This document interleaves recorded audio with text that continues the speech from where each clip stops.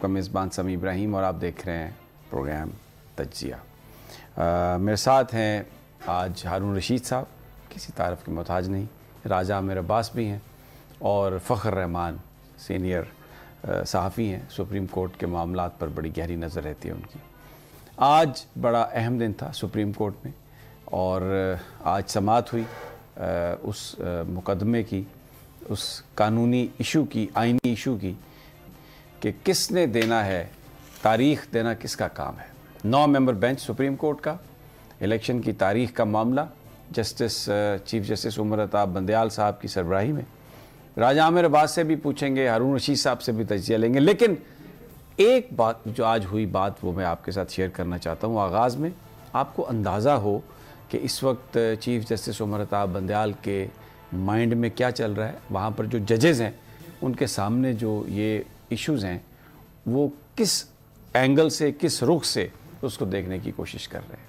एक मौके पर जब बताया जा रहा था कि लाहौर हाई कोर्ट का फ़ैसला भी आया और फ़लाँ तारीख़ को ये आया और उस पर इम्प्लीमेंटेशन नहीं हो रही और इतने दिन हो गए, तो उमर अताब बंदयाल साहब ने कहा कि हमारे सामने कंटेम्प्ट का इशू नहीं है, कोई तौहीन अदालत की, इसको हम नहीं देख रहे। यहाँ पर हम इसलिए बैठे हैं कि आइन पर उसकी रूह के मुताबिक अमल दरामद होना चाहिए। और साथ उन्होंने ये कहा कि मौलवी तमीज़ुद्दीन आए हैं। ये कैसा फ़िक्रा था, कम से कम मैंने जब ये सुना तो मैं तो बिल्कुल अपनी जगह पे साकत होकर रह गया, क्योंकि एक पटिशन है कस्टोडियंस की, सब्तैन खान और सरहद असम्बली KPK असम्बली के जो स्पीकर हैं उन्होंने पटिशन दायर की हुई है। तो मौलवी तमीज़ुद्दीन का जो नाम है, बहुत सारी जो हमारी यूथ है उसको इल्म नहीं है। एक सिर्फ मिनट लूँगा, इसकी तफसील बताऊँगा ताकि आपको अंदाज़ा हो सके कि इस फ़िक्रे का मतलब क्या था। 24 अक्टूबर 1954 को गवर्नर जनरल ने असम्बली डिज़ोल्व कर दी थी हमारी पाकिस्तान की। उसको मौलवी तमीज़ुद्दीन जो स्पीकर थे उन्होंने चैलेंज किया सबसे पहले।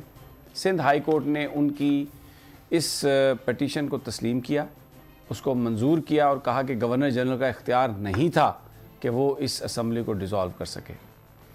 इस पर अपील हुई और तब फेडरल कोर्ट कहते थे सुप्रीम कोर्ट को।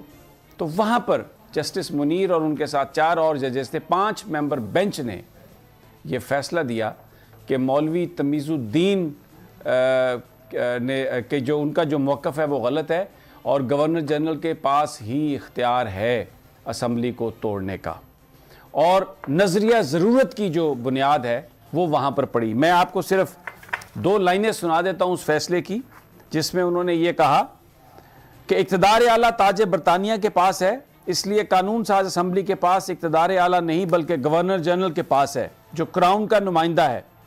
और अगर इस कानून साज असम्बली के अरकान ये समझते हैं कि इक़्तिदार आला उनके पास है तो वो अहमकों की जन्नत में रहते हैं।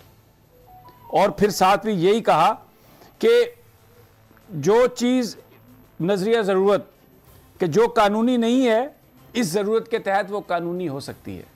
लेकिन तब जस्टिस कार्नीलियस ने जस्टिस मुनीर के इस फैसले से इख्तलाफ किया था।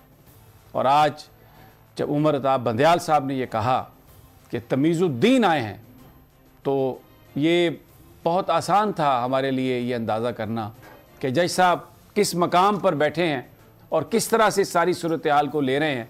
और नज़रिया ज़रूरत जो उस वक्त आया था, शायद अभी तक किसी न किसी सूरत में वो रहा, लेकिन अब शायद उमर अताब बंदयाल साहब इस नज़रिया ज़रूरत को दफन करेंगे।